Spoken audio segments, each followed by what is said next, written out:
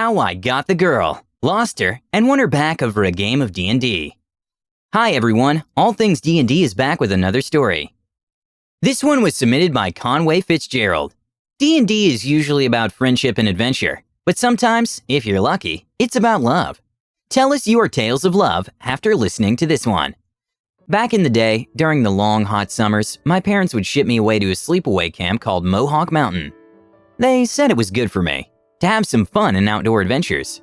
But my friends and I knew it was just 2 crucial weeks that would be taken away from our epic D&D summer campaign. This go-round, I met a couple kids within the first few days, who like me, would rather spend our free hours in a role-playing dungeon than a murky pond filled with mind-eating amoebas and crying snot-nosed kids. Daryl and Ryan were experienced players, and their parents let them bring all of the books, dice, and other materials to the camp with them. We agreed we would meet up in the evening. There was a lighted cafeteria where we could play until about 11 p.m., when the camp went lights out. During our first adventure, I played a cleric for the first time. I usually preferred to be a fighting man, but they were pretty fighter-heavy as it was. We were having a great time, and we completed our first module over the first couple of days. Then, I met Gabby. Gabby was the cutest, most adorable girl I had ever met. She was sweet, friendly, and loved to laugh. Her giggle was infectious. I felt so comfortable being around her, which at that time said a lot. I desperately wanted to hang out with her, so I invited her to join us for our next D&D campaign. Of course, it was all new to her, so she was both skeptical and non-committal. I felt silly afterward for asking, as all the guys in the camp wanted to be with her. Yet lo and behold, that night Gabby showed up and wanted to join in.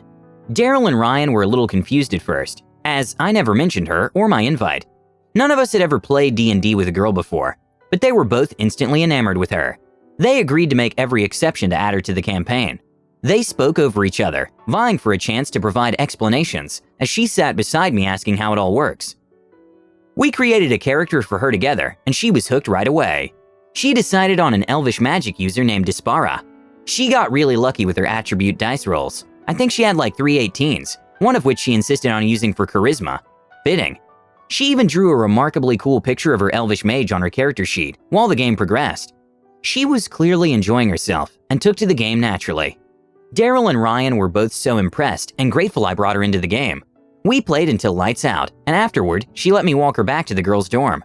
"Thanks so much, that was a lot of fun," she said, giving me a hug.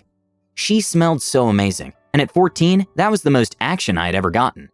I was crushing on her so hard that I barely slept that night. I couldn't stop thinking of how exciting it would be to have a girlfriend that was also into D&D. What were the odds? Evidently, I had struck gold. However, the next evening she didn't show up at the prescribed time. Mind you, this was before the age of cell phones, so we weren't sure if we should wait or continue on without her.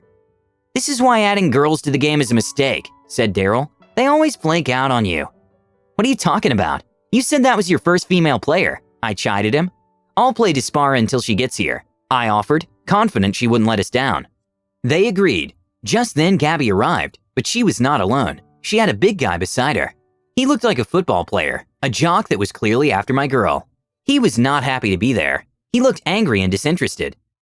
"I'm sorry, guys," Gabby said sweetly. "This is my friend Corey. I told him about the game. Is it okay if he joins in?"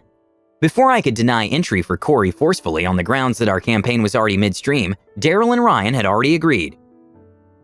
Gabby sat at the table, and Corey sat in between us. My heart was crushed. I was so upset. I didn't think I could continue. Then he spoke.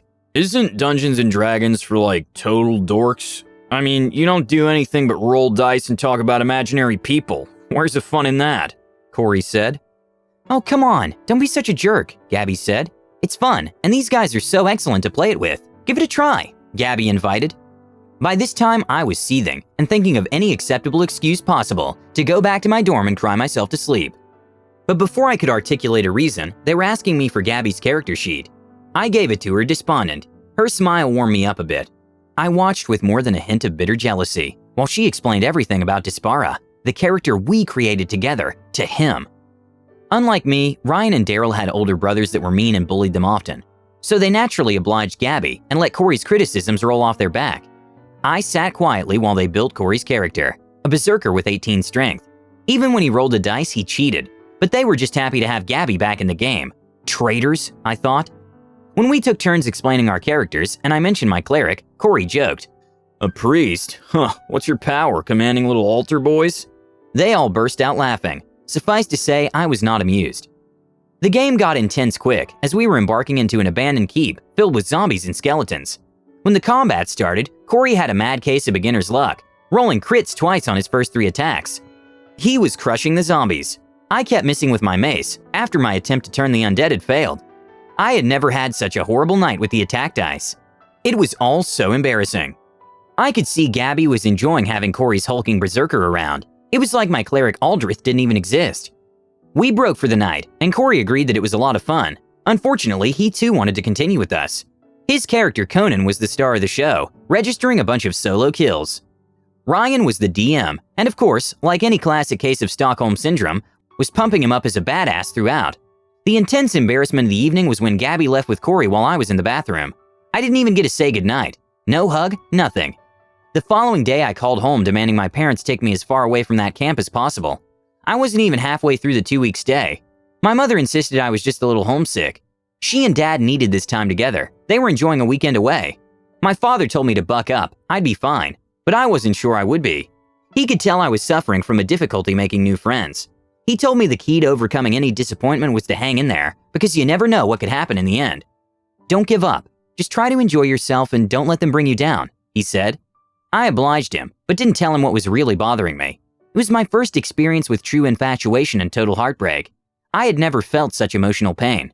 Why did my first crush have to break my heart, and also ruin the love of my favorite game at the same time, within a matter of hours?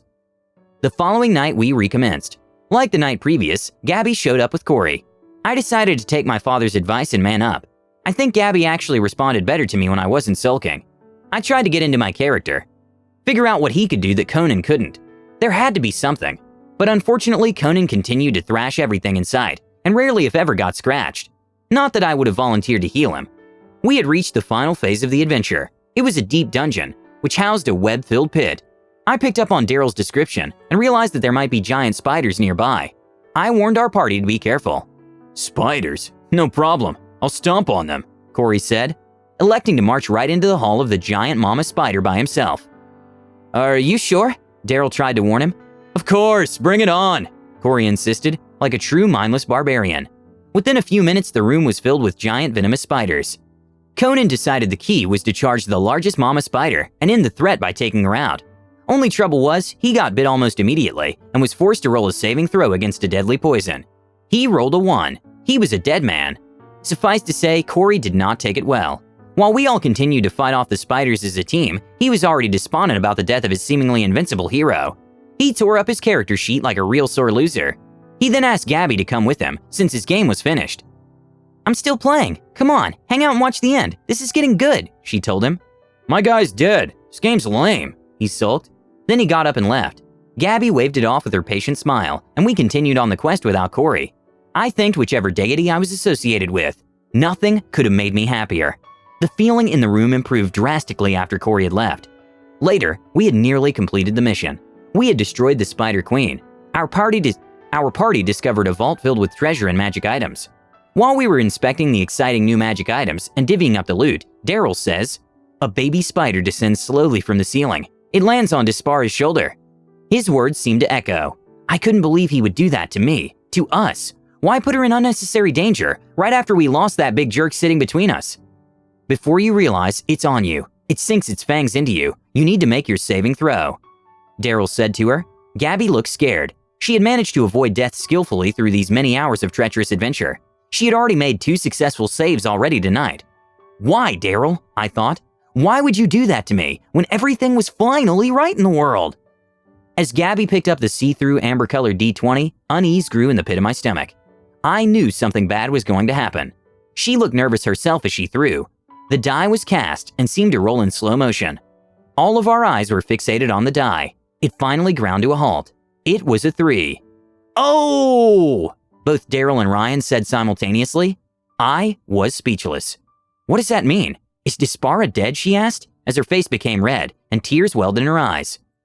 Yeah, said Daryl. Despara starts to gag and convulse on the ground. I could see all of Gabby's joy and excitement leave her, like her very soul was vacating her body. She loved that character. She was having so much fun. She had just acquired some amazing new magic items, had added them to her character sheet. She was already talking about using them in the next adventure. Isn't there anything I can do? She asked desperately. My heart was aching for her. I was so angry with Daryl that I didn't even think about the situation and my character. The game was still on. No, your character is convulsing. What do you want to do? Daryl looked at me with a bit of a grin. Oh, let me cure poison, I yelled out. You can do that? Gabby asked with a light of hope in her eyes. I think so, I said, and grabbed the player's handbook. Flipping through the pages to my classes section, I found the only thing I was capable of doing was slowing the poison. My cleric Aldrith was only a 6th-level cleric, so I could not neutralize the poison. I wasn't capable of that power yet. I wasn't sure what slowing the poison would really accomplish, but the way she was looking at me, with such hope and belief in me, I had to figure this out. I'll cast slow poison, I told Daryl. He agreed that I was capable of that power. He explained that Dispara was now stable, but we didn't have much time. You have 6 turns, he said menacingly. Ryan looked at me with a confused what now look. I wasn't sure, but I figured there had to be a way. Suddenly, I got an idea.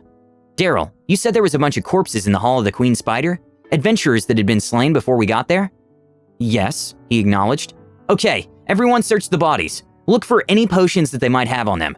Sure enough, we found a dead dwarf skeleton that had a pouch with a potion inside. Daryl explained the potion contained a note. Trouble was, it was written in Dwarvish, he said. None of our characters are able to read Dwarvish. We were all humans, except Dispara. She was an elf. Can we revive Dispara long enough to read what the note says, I asked. Daryl agreed that if I cured light wounds on her, there was a chance she would regain consciousness. It worked. She was awakened. What does the note say? I asked. It says, take this in case of bite, Daryl smiled. Gabby screamed out with joy. Ryan and I high-fived. We gave Dispara the potion and she was saved. Gabby looked at me like I was the greatest hero the world had ever seen. After we completed the session, we realized it was about 10:30. Daryl and Ryan were packing up their gear. Gabby met me outside the men's room. Hey, the snack bar is still open for a half hour, Gabby said to me. I have a few bucks. Want to get an ice cream with me? Yes, I said. I'd like that a lot. Daryl and Ryan smiled from across the room and gave me a thumbs up. Later, as we enjoyed our cones, Gabby went on about how brilliant it was for me to search the bodies. She was so happy that Dispara would live to see another adventure. I was so happy that I was walking her back to the dorm again.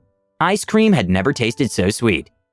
Daryl is one heck of a wingman. I think we all need a Daryl at our game table. Please let us know what you think and comment below. Don't forget to subscribe to our channel, All Things D&D. Our next video will be posted in 3 days, so stay tuned for more amazing Dungeons & Dragons content.